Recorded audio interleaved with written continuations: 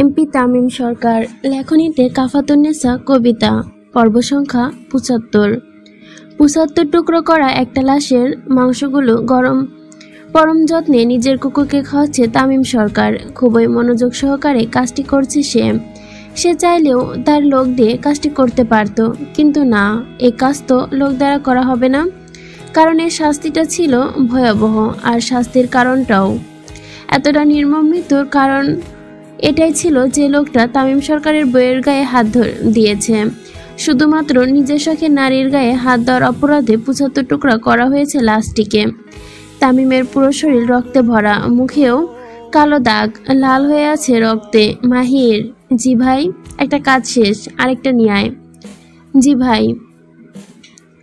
মাহির তামিমের সামনে হাত পা বাঁধা অবস্থায় দ্বিতীয় ব্যক্তিকে ফেলে দেয়। লোকটা ছটফট করা দেখে যে কেউ বলবে সে বাঁচতে চায়, কিন্তু তামিম সরকার তো হিসাব বরাবর করা লোক। তার বউয়ের সম্মানহানি করতে চেয়েছে আর সে ছেড়ে দিবে? এটা তো স্বামী হিসেবে সারা জীবনের কলঙ্ক তার। তামিম নিজের পাঞ্জাবি তার গোল্ডেন চাপাতিতে মুছে ফেলে, তারপর খুব শান্ত দৃষ্টিতে লোকটার হাতের দিকে তাকায়। ওই হাত দিয়েই তো সুবার গায়ের ওড়না টেনে ফেলেছিল। তামিম নিজের চাপাতি দিয়ে তাকায়।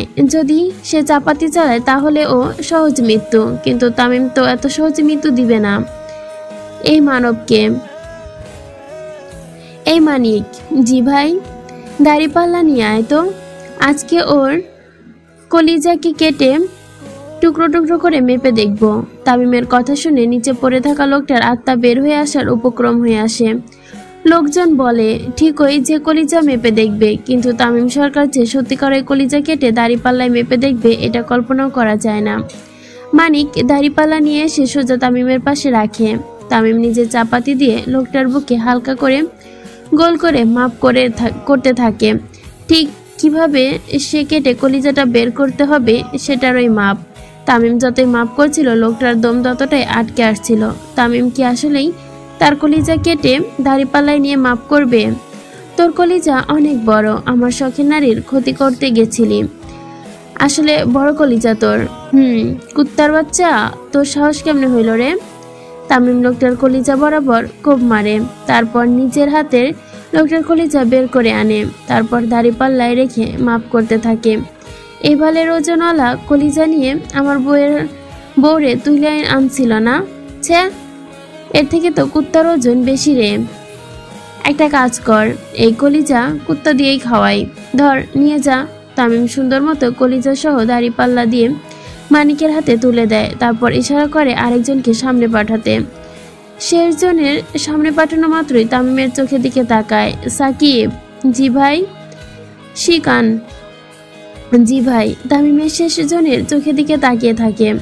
আমার বউরে চোখ টিপি মারছিলি না? ভালো তো, কিন্তু তোর চোখ আমারে অনেক প্যারা দিছে রে ভাই। ভাবিরে মা কইছে এই শালার ঠোঁট দিয়ে চুমাও দেখাইছিল। বাহ, চুমাও দেখাইছস? তা আমার বউরে? মজাই ভাই মজা। সাকিব গরম শিকে এনে তামিমের সামনে ধরে। না দাঁড়া, অনেকেই ঠোঁট সিলি করতে হবে। তামিম সরকারের বউকে চুমু দেখানোর অপরাধে ওর ঠোঁট সেলাই করা হবে। তামিমের নির্দেশন মতো তাকে বড় একটা সুই দেওয়া হয়, সুতো সহ। তামিম সুই দিয়ে সুন্দর মতো লোকটার ঠোঁট সেলাই করে দেয়। শুধু সেলাই না, তার পাশাপাশি চোখেও গরম শিক ঢুকিয়ে দেয়। এতটা মর্মান্তিক মৃত্যু দেওয়ায় তিনজনকে যতটা কেউ কল্পনাও করতে পারবে না। তাদের দোষ একটাই ছিল, তামিম সরকারের বইয়ের ক্ষতি করতে চাওয়া। সুবা আমার জান, ওর জন্য পুরো দুনিয়া বরবাদ কইরা দিতেও আমি পারি। তামিমের রক্তপক্ত শরীর নিয়ে উঠে দাঁড়ায়, তারপর নিজের শরীরের দিকে তাকায়, পরিহিত পাঞ্জাবিটা খুলে মাটিতে ফেলে দেয়। আমার বউ রক্ত পছন্দ করে না, পার্টি অফিসে চল, পরিষ্কার করতে হবে। তামিম উঠে সুন্দর মতো বেরিয়ে পড়ে, আর বাকিরা রঙ্গমঞ্চখানা পরিষ্কার করতে থাকে। খুব সূক্ষ্মভাবে পরিষ্কার করা হয় রঙ্গমঞ্চখানা, ওইখানে রক্তের দাগও থাকে না। পূর্বে মাহির চাপাতি দিয়ে পুরো শহরে কারফিউ জারি করে নিজের বউকে খুঁজতে বের হয় তামিম সরকার। তামিমের চোখে রক্তিম বর্ণ বলে দিচ্ছে আজকে আর কারো রেহাই নেই। তামিমের কলিজায় হাত দেওয়ায় না, এটার শাস্তি পুরো আরশিনগরবাসী সাথে দেশবাসীও দেখবে, শুধু দেখবেই না, বুঝবে বুঝবে ও স্বামী তামিম সরকার কতটা ভয়ঙ্কর। তামিম বের হয়ে যায় আর লোকেদের বলে সিসিটিভি ফুটেজ চেক করে লোকেশন পাঠাতে। তামিম ঠিক সেই রাস্তা দিয়ে গাড়ি নিয়ে বের হয় যে রাস্তা দিয়ে সুবাকে নিয়ে যাওয়া হয়েছিল। সিসিটিভি ফুটেজে চেক করার সময় নষ্ট করে না তামিম, লোকদের বলে চেক করে জানাতে, আর সে তাড়াতাড়ি বের হয়। 5-6 মিনিটের মধ্যে তামিমের ফোনে গাড়ির পুরো ভিডিও চলে আসে। অবশ্য প্রধানমন্ত্রী তানভীর সরকারের পাওয়ারের কাছে সাধারণ মানুষের পাওয়ার কিছুই না। তানভীর সরকারের একটা ফোনের মাধ্যমে কয়েক মিনিটের মধ্যে সব হয়ে গেছে। তামিমও লোকেশন পেয়ে যায় তার বইয়ের। বলতে হবে শত্রুদের বেন আছে, আমার বউকে এত কাছে লুকিয়ে রেখেছে যেন আমি পুরো শহর খুঁজি, কিন্তু নিজের আশেপাশে কথা মাথাও না আনি। বেরনওয়ালা শত্রু। কিন্তু ভাই, আপনার তো মাস্টার মাইন্ড না। আজকে দেখাবো স্বামী তামিম সরকার কতটা মাস্টার মাইন্ড। তামিম ভিডিওটি বারবার দেখতে থাকে। যদি তার চোখে উল্টোপাল্টো কিছু পড়ে আর সুবার কষ্ট হয়, তামিম যে কি করবে এটা কেউ জানে না। প্রায় 45 মিনিট পর গোডাউনে এসে পৌঁছায় তামিম। গাড়ি দিয়ে সোজা গোডাউনের গেট ভেঙে ভেতরে ঢুকে পড়ে। তাড়াতাড়ি করে নেমে আসে। এদিক ওদিক তাকাতে থাকে তামিম। তারপর চোখ আটকে যায় মাটিতে বসে থাকা সুবার দিকে। নিচে তাকিয়ে মাটিতে বসে আছে সুভা, শরীরে ওড়না নেই। দেখে মনে হচ্ছে খুবই আতঙ্কে আছে সে। তামিম দৌড়ে এসে সুভার সামনে দাঁড়ায়। তামিম দাঁড়াতেই সুভা অশ্রুসিক্ত নয়নে তাকায় তামিমের দিকে। তামিম। সুভা দুহাত বাড়িয়ে দেয় তামিমের দিকে। তামিম ও সুবাইকে শক্ত করে জড়িয়ে ধরে। কিছু হবে না সকাল, তোর স্বামী এখনো জীবিত। আমি আমার সেটার জন্য কাঁদছি না তামিম। তাহলে? সুভা তামিমকে ছেড়ে হাত দিয়ে নিচে পড়ে থাকা লোকটাকে দেখায়। মোট 3টা লোক পড়ে আছে, পাশে সুভার ওড়না। তামিম লোকদের দিকে ধ্যান না দিয়ে ওড়নাটি নিয়ে সুন্দর মতো সুভার শরীর ঢেকে দেয় আর সুভার কপাল বরাবর একটা চুমু খায়। সুভা চুপচাপ মাটির দিকে তাকিয়ে থাকে। তামিম বুঝতে পারে কিছু একটা হয়েছে। কি করেছিস তুই?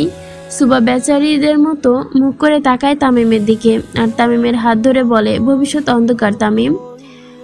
সুভার কথা শুনে তামিম নিচে পড়ে থাকা 3জনের দিকে তাকায়, তারপর নিজের দিকে। মনে মনে আল্লাহর কাছে লাখো গুণ শুকরিয়া জানায়, তার বইয়ের রোজ তাকে বাঁচিয়ে রেখেছে। সুভা হুটহাট করে রেগে যাওয়া সবকিছু ভাঙচুর করা আজকে তাকে এত বড় বিপদ থেকে বাঁচালো। হয়তো লোকগুলো এই অবস্থা সুভার আগের কারণেই হয়েছে। তামিম সুভার হাত ধরে শক্ত করে, তারপর ভবিষ্যৎ অন্ধকার না হওয়ার জন্য শুকরিয়া করি বউ। উপস্থিত সকলে হাসিতে ফেটে পড়ে। তামিম সুভার ওপরে এত অত্যাচার করেছিল, সুভা যে রেগে তার পা দ্বারা তামিমের ভবিষ্যৎ অন্ধকার নি, এটাই অনেক। সুভা তামিমের হাত সরিয়ে তাকে জড়িয়ে ধরে। আমি অনেক ভয় পেয়ে গেছিলাম তামিম, তুই তো আমার সিংহী, ভয় তুই নয়, তোকে পাওয়া উচিত। তামিম সুভার মুখ দিয়ে নিজের মুখ বরাবর নিয়ে আসে। I am so proud of you বউ, এভাবেই সবার ভবিষ্যৎ অন্ধকার করে যা। তামিম। সুভা হালকা করে তামিম বুক বরাবর মারে। সাকিব। জি ভাই, তোর ভাবি মাকে দিয়ায়। ঠিক আছে ভাই, শোন তাড়াতাড়ি আসবি, অনেক কিছু উড়াইতে হবে। সাকিব তামিমের কথা শুনে একগাল হেসে ফেলে। আজ অনেকদিন পর বোমা কাজে লাগবে। সাকিব সুবার দিকে তাকিয়ে বেরিয়ে পড়ে সরকার বাড়ির উদ্দেশ্যে, আর সাথে বাকি গার্ডরাও। তামিম সুবাকে কথা দেয় সে খুব তাড়াতাড়ি তার কাছে ফিরে আসবে, কিন্তু একটু সময় লাগবে। সুভা তামিমের কথায় সায় দেয়, কারণ সুভা ভালো মতোই জানে তামিম কি করতে পারে। তামিমের রাগ কেমন। মাহির। জি ভাই, রঙ্গমঞ্চখানায় নিয়ায়গ বর্তমান। তামিম সোজা তার পার্টি অফিসে চলে যায়, ভালো মতো পরিষ্কার হবে। তারপর তার বউ রক্ত দেখতে পারে না, কিন্তু তামিম এটা ভাবছে। এটার পেছনে মূল হোতা কে? না, এই চুনোপুটিগুলো একা তো এত সাহস করতে পারে না। পেছনে তো কেউ আছে, সাথে তো কেউ আছে, কিন্তু সে কে? ওটা কে?